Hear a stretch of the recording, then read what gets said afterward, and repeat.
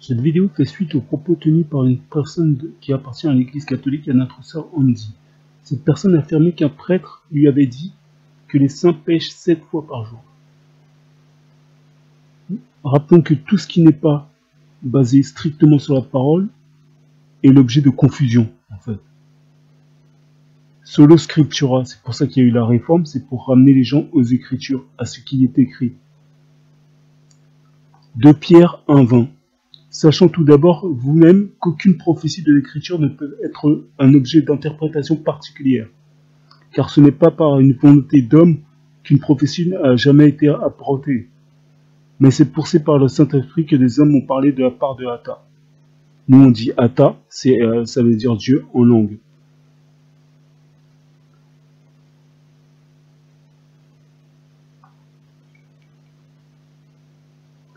Donc la base, ça doit être les Écritures. C'est sur ça qu'on se base pour parler du Seigneur. Que si quelqu'un parle, il doit parler selon les Écritures, selon ce qui est écrit. Il ne peut pas interpréter les choses selon son envie, selon ses idées. Donc non, les saints ne se pêchent pas 7 fois par jour, car Yahweh nous a appelés à la sanctification et non à l'impudicité. Plusieurs passages de la Bible démontrent que cette proposition est fausse et anti-biblique, et qu'elle remet tout l'évangile en cause. En fait. De plus, commencer une journée en se demandant quel péché je vais commettre aujourd'hui, puisque les saints pêchent 7 fois par jour, n'est pas biblique. Puisque pour être saint, il faudrait pécher 7 fois par jour, et ben c'est pas biblique, parce que les saints ne sont pas appelés à pécher. Les saints doivent garder le regard sur Christ et non sur le péché. C'est un principe qui ne ferait que augmenter le péché, puisque ce que tu regardes et considères est ce qui te définit et ce que tu es. Christ est mort pour nous libérer du péché, pas pour que nous restions coincés dedans. Galates 5,13. Frères, vous avez été appelés à la liberté. Maintenant, la liberté selon le Christ, pas selon le monde. Seulement ne faites pas de cette liberté un prétexte pour vivre selon la chair, mais rendez-vous par la charité, c'est plus par l'amour du Seigneur, serviteurs les uns des autres. Donc nous ne devons pas vivre selon la chair, selon le péché. Qu'est-ce que le péché? C'est tout ce qui est contraire à la sainte doctrine. Ce qu'on voit dans Galates 5,16. Je dis donc, marchez selon l'esprit et vous n'accomplirez pas les désirs de la chair. Car la chair a des désirs contraires à ceux de l'esprit, et l'esprit en a de contraires à ceux de la chair. Ils sont opposés entre eux, afin que vous ne fassiez point ce que vous voudriez. Si vous êtes conduits par l'esprit, vous n'êtes point sous la loi. Donc vous n'êtes pas sous la condamnation, et vous n'êtes plus dans le péché. Or les œuvres de la chair sont manifestes, ce sont l'impudicité, donc les œuvres de la chair c'est le péché. Or, les œuvres de la chair sont manifestes, ce sont l'impudicité, l'impureté, la dissolution, l'idolâtrie, la magie, les inimitiés, les querelles, les jalousies, les animosités, les disputes, les divisions, les sectes, l'envie, l'ivrognerie, les excès de table, les choses semblables. Je vous dis d'avance que, comme je l'ai déjà dit, que ceux qui commettent de telles choses n'héritent pas du royaume de Atta. Nous, on dit Atta en langue parce que Dieu, c'est la traduction grecque, qui fait référence à la multitude de leurs dieux. Et ça ne définit pas le créateur de toutes choses. Il est appelé dans la Bible l'Éternel, ou Atta en langue. Mais le fruit de l'esprit, c'est l'amour, la joie, la paix, la patience, la bonté, la bénignité et la fidélité. Donc c'est ça que nous devons pratiquer. L'amour, la joie, la paix, la patience, la bonté, la bénignité et la fidélité. Nous devons être consacrés au Seigneur. La douceur, la tempérance, la loi n'est pas contre ces choses. Ceux qui sont à Yahushua, parce que nous on ne dit pas Jésus-Christ, parce que le J n'existe pas en hébreu ni en araméen, donc c'est Yahushua.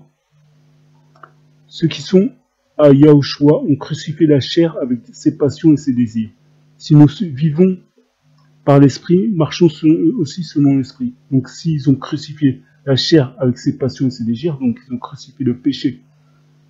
Donc ils ne sont pas censés vivre selon le péché et ils ne sont pas censés faire 7 péchés par jour. Hébreux 12:2. Nous donc aussi, puisque nous sommes environnés d'une si grande nuée de témoins, rejetons tout fardeau et le péché qui nous enveloppe si facilement et courons avec persévérance dans la carrière qui nous est ouverte. Le péché, il est tout autour de nous et c'est quelque chose qu'on doit rejeter. C'est le monde en fait. C'est le monde et toutes ses passions que nous devons rejeter. On ne doit pas rester dedans. On ne doit pas imiter ces nations, mais imiter Christ. Ayant les regards sur Asa, donc c'est Christ en langue, c'est Asa ou Yahushua, le chef est le consommateur de la foi. Donc c'est lui qui consomme votre foi. Vous ne faites pas ce que vous voulez. Quand vous consacrez à lui, à Christ, c'est lui qui consomme votre foi, qui vous aide à aller plus loin et qui vous aide à avancer et à affronter les épreuves.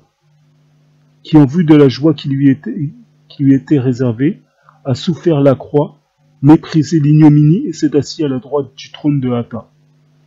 Considérez en effet celui qui a supporté contre sa personne une telle opposition de la part des pécheurs, afin que vous ne vous lassiez point l'âme découragée. Vous n'avez pas encore résisté jusqu'au sang en luttant contre le péché. Donc on doit lutter contre le péché et pas l'accepter dans nos vies. Nous devons le rejeter. Jean 1,29.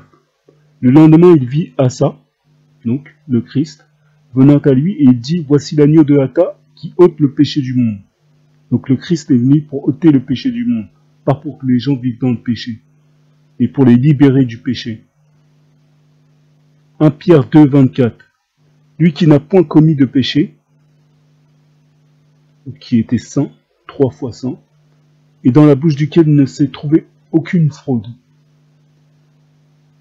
Ne s'est trouvé de fraude. Lui qui injuriait ne rendait point d'injure, maltraité ne faisait point de menaces, mais s'en remettait à celui qui juge justement. Lui qui a porté lui-même nos péchés en son corps sur le bois, afin que mort au péché nous vivions pour la justice. Donc il est allé se faire crucifier pour nous libérer justement du péché. Afin que mort au péché, donc si tu es mort au péché, tu ne peux plus le faire. Bien sûr, il peut arriver que tu sois trompé, il peut arriver que tu commettes des fautes, mais tu demandes pardon et tu avances. Lui par les meurtrissures duquel vous avez été guéris, car vous étiez comme des brebis errantes, mais maintenant vous vous êtes retournés vers le pasteur et le gardien de vos âmes. Et vous êtes retournés vers lui pour ne plus pécher, pour être saint.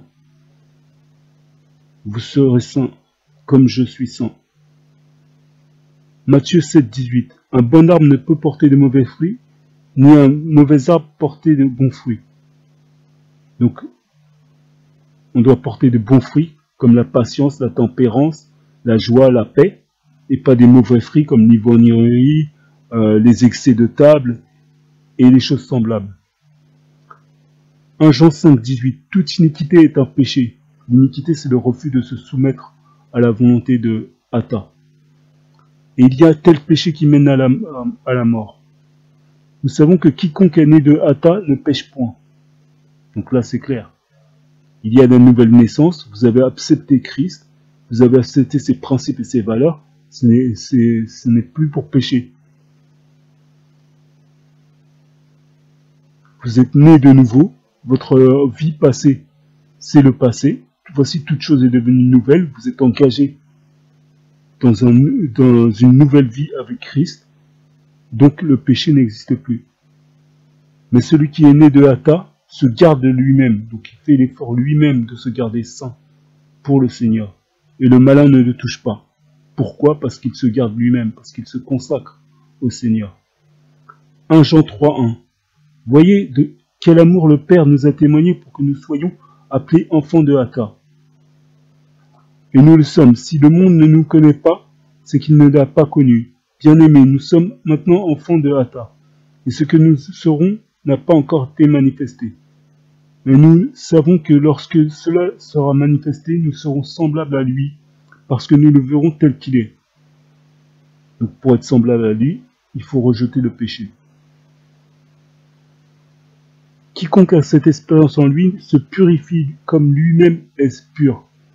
Donc c'est de ça qu'il s'agit, se purifier. Ôter les choses honteuses. Quiconque pêche transgresse la loi, et le péché est la transgression de la loi. Or, vous le savez, Asa a apparu pour ôter les péchés, et il n'y a point en lui de péché. Quiconque demeure en lui ne pêche point.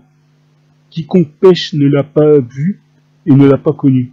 Parce que vous connaîtrez la vérité vous affranchira. Donc, si vous péchez, si vous continuez dans les mêmes travers, c'est que vous n'avez pas vu et que vous ne l'avez pas connu. Et ça, c'est très important. Parce que si vous le connaissez, que vous vous consacrez avec lui et qu'il vit en vous, vous ne pouvez plus pécher. Parce que vous vous intéressez non aux choses de la chair, mais aux choses de l'esprit. Petit enfant, que personne ne vous séduise. Revenez aux Écritures et personne ne vous séduira. Comprenez les Écritures. Demandez au Seigneur qu'il vous révèle les Écritures. Et personne ne vous trompera. C'est sa parole qui fait foi. En fait. Celui qui pratique la justice est juste, comme lui-même est juste. Celui qui pêche est du diable, car le diable pêche dès le commencement.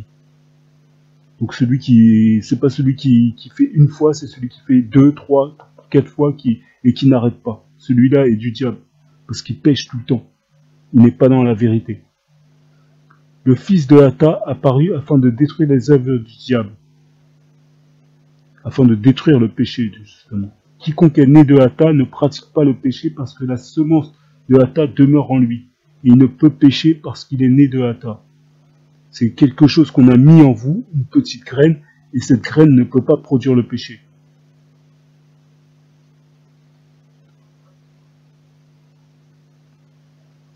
C'est par là que se font reconnaître les enfants de Hata et les enfants du diable. Quiconque ne pratique pas la justice n'est pas de Hata. Donc celui qui pêche n'est pas de Hata. Non plus que celui qui n'aime pas son frère. Romains 6. Que dirons-nous donc? Demeurions-nous dans le péché afin que la grâce abonde? Loin de là. Nous qui sommes morts au péché, encore une fois, comment vivons-nous encore dans le péché? Ignorez-vous que nous tous qui avons été baptisés en Asa, le Christ, c'est en sa mort que nous avons été baptisés. Dans sa mort qui est le refus du monde, le refus total du monde et de ses appels. Nous avons donc été ensevelis avec lui par le baptême en sa mort, afin que comme Christ est ressuscité des morts par la gloire du Père, de même nous aussi, nous marchions en nouveauté de vie. Donc c'est une vie nouvelle, vous êtes nés de nouveau. Les choses passées sont passées, donc vous pouvez pécher 7 fois par jour. Ce n'est pas possible. Et vous êtes censé grandir dans la foi. La foi, c'est une activité qui se pratique tous les jours, qui se pratique tout le temps. Vous restez pas au même point. Donc, si vous avez commis 7 péchés en un jour, vous devez réfléchir pour le jour d'après à ne pas commettre de péché. C'est comme ça qu'on évolue. C'est pas 7 plus 7, c'est 7 moins 7. En effet, si nous sommes devenus une même plante avec lui, par la conformité à sa mort, nous le serons aussi par la conformité à sa résurrection. Sachant que notre vieil homme a été crucifié avec lui, afin que le corps du péché fût détruit. Donc on y est, le corps du péché fut détruit. L'ancienne chair est détruite. L'ancienne vie d'avant est détruite. Quel que soit ce que nous avons fait, nous engageons dans une vie nouvelle avec Christ. Pour que nous ne soyons plus esclaves du péché.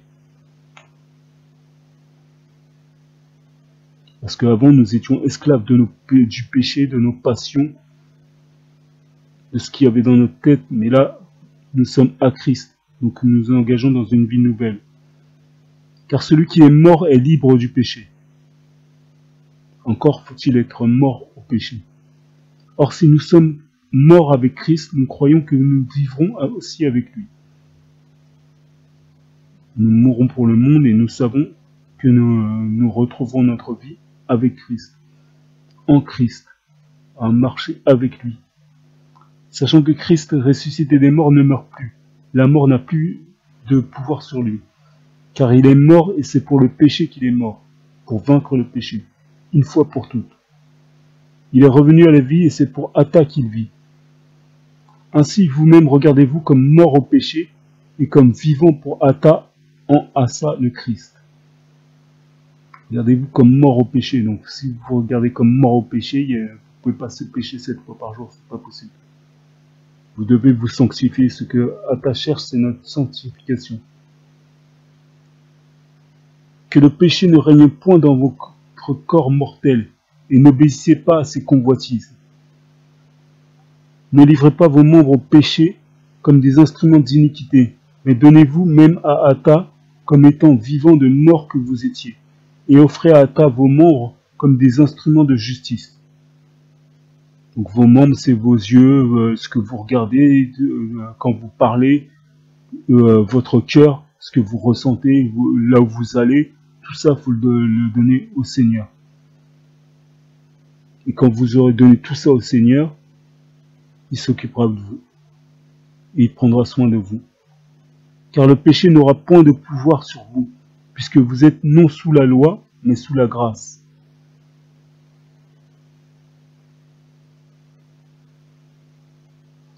Quoi donc, pécherons-nous parce que nous sommes non sous la loi, mais sous la grâce? Loin de là. Ne savez-vous pas qu'en vous livrant à quelqu'un comme esclave pour lui obéir, vous êtes esclave de celui à qui vous obéissez, soit du péché qui conduit à la mort, soit de l'obéissance qui conduit à la justice. Donc si vous livrez au péché, vous êtes esclave du péché. Si vous livrez à Christ, vous êtes esclave de Christ. Mais grâce soit rendue à Ata de ce que, après avoir été esclave du péché, vous avez obéi de cœur à la règle de doctrine dans laquelle vous avez été instruit, dans l'enseignement que vous avez reçu. Ayant été affranchis du péché, vous êtes devenus esclaves de la justice. Je parle à la manière des hommes à cause de la faiblesse de votre chair. De même donc que vous avez livré vos membres comme esclaves à l'impureté et à l'iniquité dans vos vies passées, pour arriver à l'iniquité, ainsi maintenant livrez vos membres comme esclaves à la justice pour arriver à la sainteté. Consacrez-vous au Seigneur pour vous purifier et vous sanctifier. Car lorsque vous étiez esclaves du péché, vous étiez libres à l'égard de la justice. Quels fruits portiez-vous alors? Des fruits dont vous rougissez aujourd'hui. Car la fin de toutes ces choses, c'est la mort. La fin de ces choses est proche en plus. Vous savez dans quel temps nous sommes et ce que nous devons mettre en place. Et quelle activité nous devons mettre en place à cette époque. Mais maintenant, étant affranchis du péché et devenus esclaves de Ata, vous avez pour fruit la sainteté et pour fin la vie éternelle. Donc on y est. Vous avez pour fruit la sainteté, pas le péché. Et la vie éternelle, elle arrive, si vous avez obéi. Car le salaire du péché, c'est la mort. Donc si vous péchez 7 fois par jour, c'est la mort qui vous attend. Mais le don gratuit de Ata, c'est la vie éternelle en Yahushua, le Christ, notre Seigneur. Donc on est censé se purifier pour arriver devant le Seigneur comme une vierge pure. 1 Thessaloniciens 4.3. Ce que Ata veut, c'est votre sanctification, c'est que vous vous absteniez de l'impudicité, donc du péché, c'est que chacun de vous sache posséder son corps dans la sainteté et l'honnêteté. Donc, contrôler ses passions, contrôler ses pensées, sans vous livrer à une convoitise passionnée, comme font les païens qui ne connaissent pas Ata, qui se livrent à leur penchant. C'est que personne n'use envers son frère de fraude et de cupidité dans les affaires, parce que le Seigneur tire vengeance de toutes ces choses. Comme nous vous l'avons déjà dit et attesté, le Seigneur voit tout, et il sait ce que vous pensez. Car Ata ne vous a pas appelé à l'impureté, Donc, il ne nous a pas appelés au péché, mais à la sanctification. Ce que Atta veut, c'est votre sanctification, c'est que vous absteniez de l'impudicité. 1 Pierre 1,23. Puisque vous avez été régénérés non par une semence corruptible, mais par une semence incorruptible. C'est pour ça qu'il y a une nouvelle naissance, parce que vous êtes renés de nouveau pour Christ avec une semence incorruptible. Une semence qui vous empêche d'aller vers le péché, qui vous purifie de l'intérieur. Par la parole vivante et permanente de Atta. Pour qu'elle soit vivante et permanente, il faut la pratiquer. 1 Pierre 1,3. Béni soit Atta, le Père de notre Seigneur Yahushua le Christ, qui selon sa grande miséricorde nous a régénérés pour une espérance vivante par la résurrection de Assa le Christ d'entre les morts. Il nous a régénérés. Nous ne sommes plus la même personne. Nous ne pouvons plus commettre les mêmes choses. Pour un héritage qui ne peut ni se corrompre, ni être souillé, ni flétrir, lequel nous est réservé dans les cieux. Donc, une semence incorruptible est en nous pour que nous puissions avancer avec Christ, pour que nous puissions nous rapprocher de lui et être sanctifiés. 1 Pierre 1,15. Mais puisque celui qui vous a appelé est saint, vous aussi soyez saints dans toute votre conduite. Selon qu'il est écrit, vous serez saints car je suis saint. Merci à tous.